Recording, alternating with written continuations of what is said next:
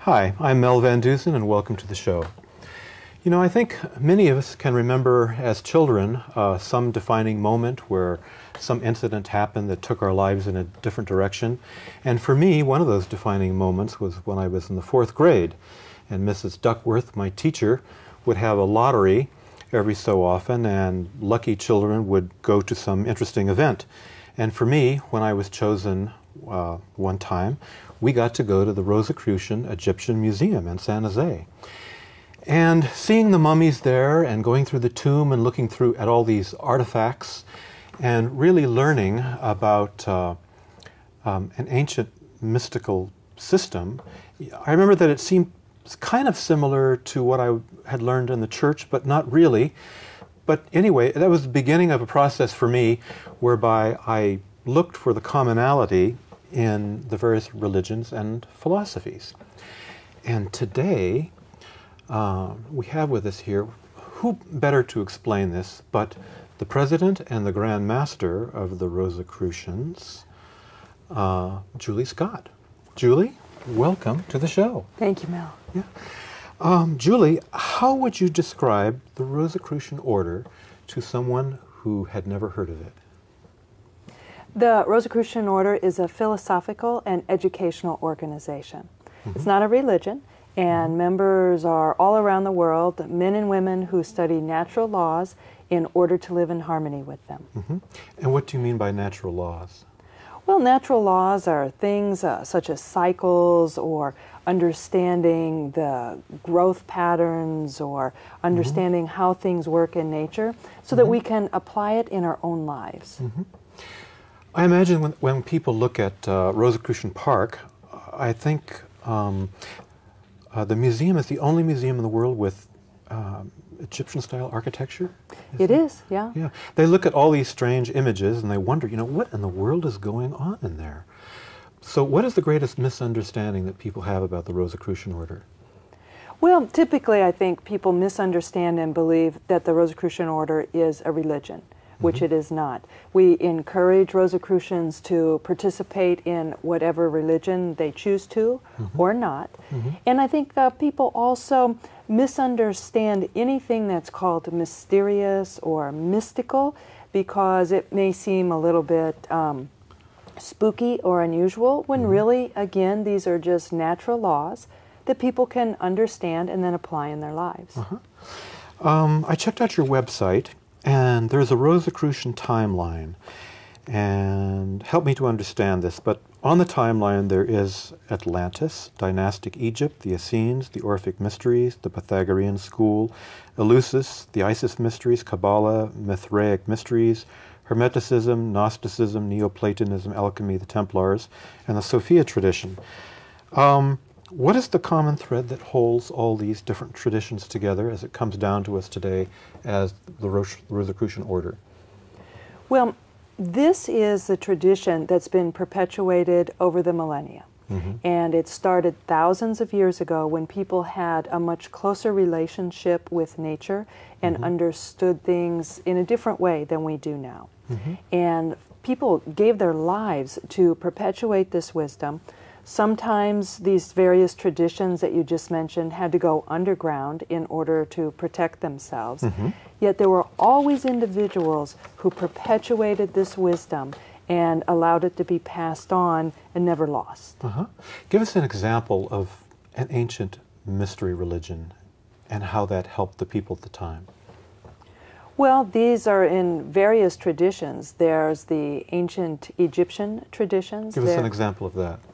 Well, there were initiations that took place in ancient Egypt, and these presented objective lessons of laws that showed that we're really connected with each other, and even more than that, that we have a connection with the divine.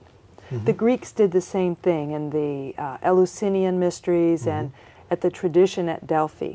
Now, I don't want to suggest that anyone knows exactly what took place in their initiations. These ancient traditions usually required that the participants promised not to share the secrets of the initiation. However, we are familiar with the traditions and with their philosophy and can understand from that. How do you understand the word divine? You used that word before. What does that word mean to you? Well, the divine is that spark that exists within us, that is a piece or an aspect of whatever the great mystery of the universe is. Some people call it God or the cosmic. Rosicrucians never define God or the divine. It's understanding that there's a power that's greater than we are individually and with which we can feel connected. Now, here between us, we have this figure. Rather than let him just languish there throughout the interview, why don't you introduce him? Well, this is a very important philosopher, not just in the Rosicrucian tradition, actually to practically everyone in Western civilization. This is Pythagoras. And he began the Pythagorean school centuries before our era. And these were mystics who were so reverent of the divine or the cosmic or the natural laws around them that they spent their entire lives studying them. They studied laws and relationships. For example, the relationship between music and mathematics. And this was really the beginning of the scientific inquiry. So science began in Western civilization as we know it with the Pythagorean school. And these were mystics who sought to understand science in order to feel closer with the divine. So they brought science and mysticism together as they could at the time. Absolutely. Yeah. I think this is a good time to give people who are watching an idea, who haven't been to the Rosicrucian Park here in San Jose, and just an idea of the park itself. And there's some things I'd like you to comment on. I think at the very beginning there's the entryway into the park. On one side of it there's a scale, and I'd like you to tell us what the symbolism of that is. So if we could see that cutaway shot, please. This is one of the entrances to Rosicrucian Park. This is the scale of judgment, where you see the feather of truth weighed against the heart to make sure that you've lived a good life. You'd face this at the end of your life in a tomb in ancient Egypt. So here we go into Rosicrucian Park, which we began almost 80 years ago. This is the front of our science building that's in the center of Rosicrucian Park with our fountain of waters. This is the outdoor shrine in which are interred the ashes of the founder of our organization, H. Spencer Lewis.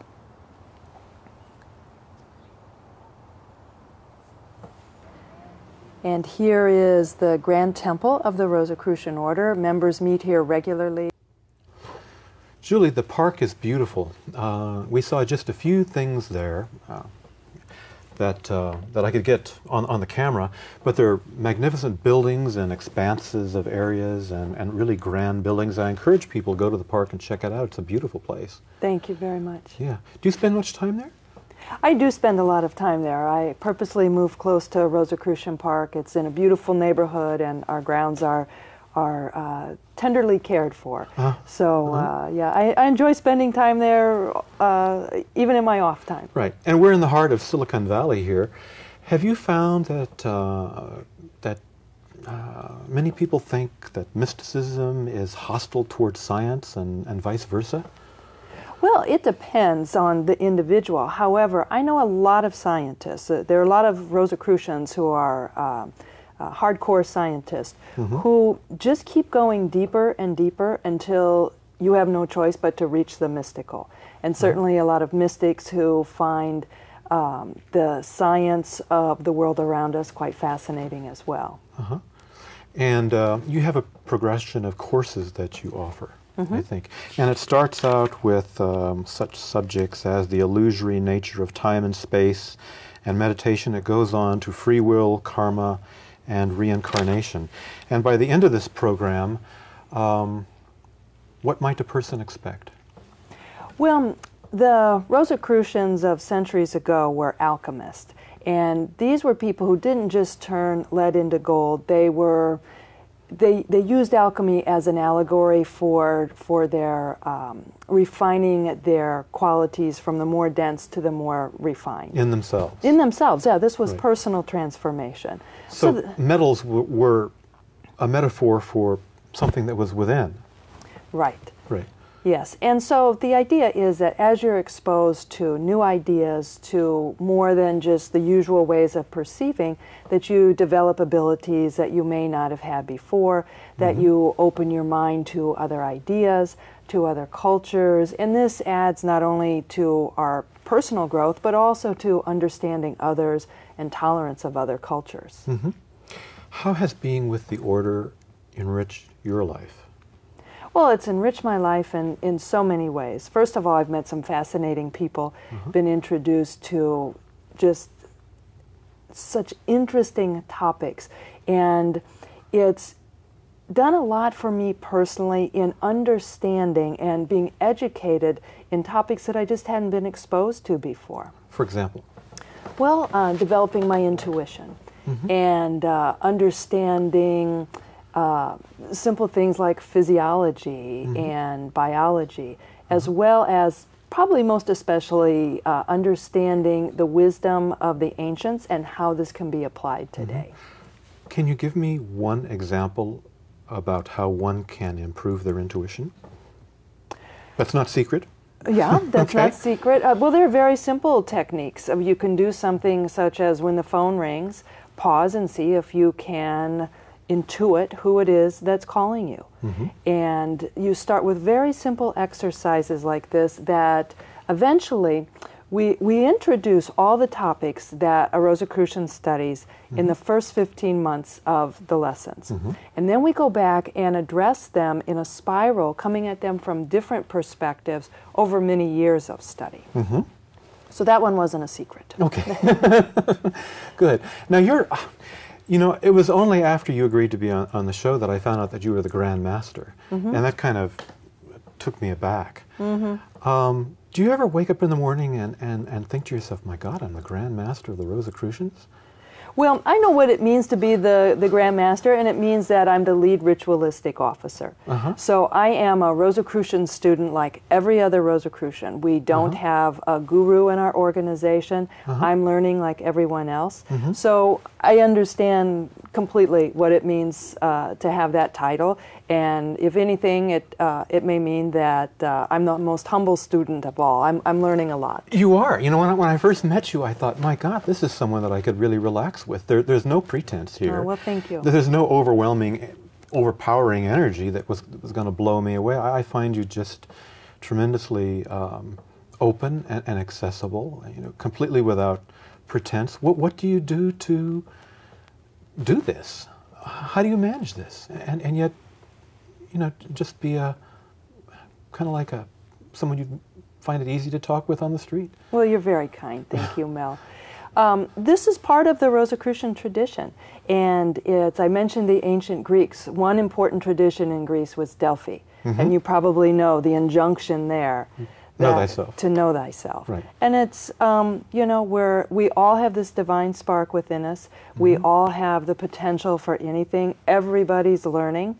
So it's just understanding that we all have an opportunity to relate to others, to participate and offer something in the world. Okay.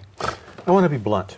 When I first went to the museum as a kid and I saw these mummies, I was enormously fascinated.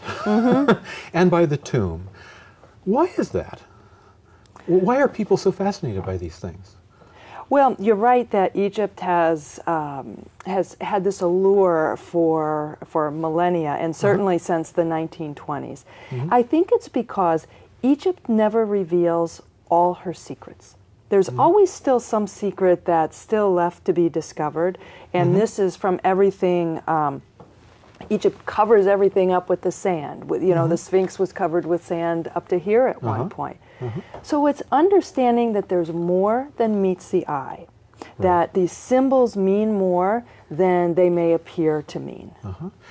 I think this is a perfect point to uncover the sands from ancient Egypt a bit and do another shot, this time of the museum. We have some very interesting things for you to see in this museum, so here we go.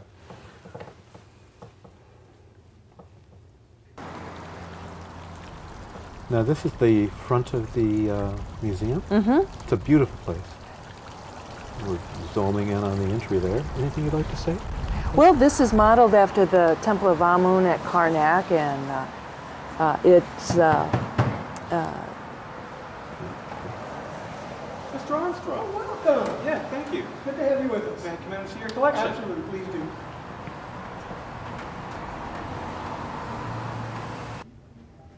The statue that you see behind me here is one of the rarest pieces in the museum collection. It's a statue of Cleopatra VII, the famous Cleopatra, and it's actually one of only 7 remaining statues of Cleopatra in the entire world. Here we have the mummified head of an Apis bull. Now the Apis bull was believed to be the living incarnation of the god Ptah and lived in the town of Memphis. And when one Apis bull died, he was mummified, just like a king would be in the form of a god, and the priests would search the country for the new Apis bull. When he was found, he would be brought to the palace to live as the new Apis bull. Behind me, we have 2 of the most beautiful coffins in the museum collection. They're from the Saite period in Egypt. Over here, we have the coffin of Usermantu, and beside him is the coffin of his first cousin, the lady Ta'awa Sharit. Both of them were from the very powerful Besenmut family in Thebes. And it's within the coffin of Usermantu that we found the museum's unwrapped Egyptian mummy.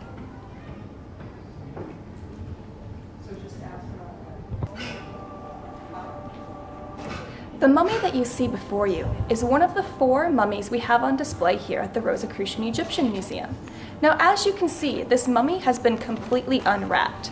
However, we did not do this to him. He came to the museum this way.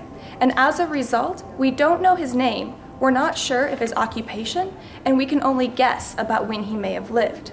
Now, he arrived at the museum in the coffin of Usermantu. However, we believe that it is most probably not him. Janae, can you explain to us what this is? Yeah, the Rosicrucian Egyptian Museum is also home to a full-scale replica rock-cut tomb. Now, in the late 1930s as well as the 1960s, the Rosicrucian Order sponsored a number of camera expeditions to Egypt in an area called Beni Hassan. Now, in Beni Hassan, you have a number of tombs of the nobles, and they photographed about 40 different tombs. Of those, 15 were in very good condition, so I took the most pictures of those 15, brought them back to the museum, and used those images to create the tomb that you see here. Wow. Could I go in? Absolutely. Follow me. Oh, great. Wow. Okay,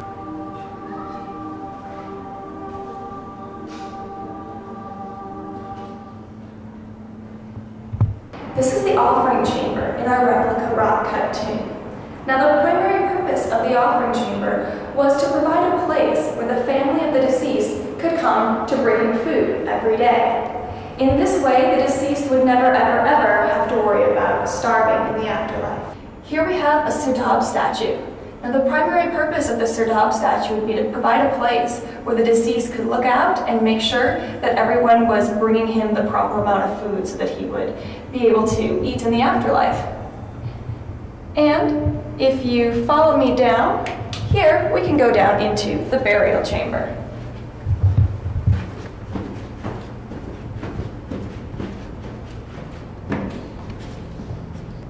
So we're now down in the burial chamber of our replica rock-cut tomb. And over here, on this wall, you can see the images that our deceased has painted of all his future servants performing the tasks that he's going to have them assigned in the next life, so he won't have to do any work himself. And if you come over here on this wall, you can see our tomb owner performing one of his favorite sports, hunting. So he would take these birds in his hand, shake them until they make a bunch of noise, which would stir up the rest of these wild birds. Then he would take his hunting stick and throw it at them. And if he happened to knock one out of the sky, his hunting cat would go get it. Now in the middle of this tomb, we have our sarcophagus. Now this type of sarcophagus would have been reserved for the pharaoh, someone who'd received it as a gift from the pharaoh, or for the Apis bull. And as you can see, they're very large, and they wouldn't have been buried because they didn't think that tomb robbers would be able to get into them as easily. But as you can see, they've gotten in. Stephen Armstrong is the curator of the Rosicrucian Egyptian Museum. And Stephen Armstrong, Mr. Armstrong, thank you so much for inviting me here. It's been wonderful. Well, we've enjoyed your visit very much. We're happy you were able to be with us. Yeah. Mr. Armstrong, I see all these wonderful things which are relevant and significant with symbolism. How are the artifacts here relevant to your philosophy of life today? Well, for me, to realize that people 5,000 years ago loved life, sought immortality, and enjoyed their families and friends, just as we do today, really gives me a sense of the commonality of humanity across all of time and space. And I think in particular, the yearning for transcendence, the yearning for spirituality is something that is so important to us today, especially as we're surrounded by technology, which of course makes so many wonderful things possible, and yet we must make sure that we don't lose the ideals that have been part of humanity from the very dawn of time, as evidenced here at our Rosicrucian Egyptian Museum. What a wonderful way to put it. Thank you so much for having me here. Oh, it's been a joy. Okay, thank you. I think the theme of what we just saw was immortality of the soul. I've had two guests on this show who have had near-death experiences, and I've read a little bit about the Egyptian view of life and death, and the ka, I can't remember what's the ka or the ba that leaves the body, and it is able to go through solid substances, and it's able to turn back and look at the image of itself. I just find that tremendously interesting that there are people today who have the actual experience that the Egyptians seem to have had. And yet it takes a brush with death to experience that. How are the Egyptians aware of this phenomena, that the soul is eternal?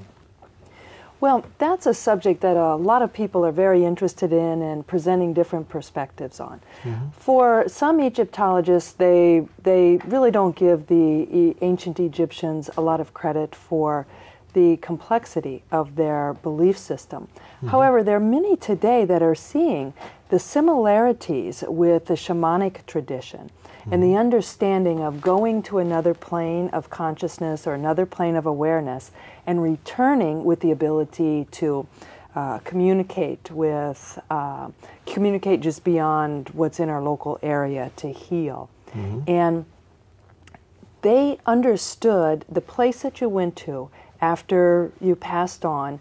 It was a place called Dawat that not only was the place of death, it also was a place like an acorn has the potential for all of life. Mm-hmm. They saw it as that. It was also a place of incredible potential. So their belief system was actually very complex and very profound. And it included not just the two aspects of the soul that you mentioned, mm-hmm. a total of 5 aspects of the soul that had went to various areas and had different experiences after the end of their physical body. Mm-hmm. I have a lot of technical friends who, again, I keep bringing this up, but they pursue the scientific method, I think, to their own detriment, so that feelings suffer. And I think after a while, after going through the process of just, pushing feelings aside and, relying on so-called facts, that after a while, many of them don't know who they are anymore. Do you see that? I do. I see that in some people I know.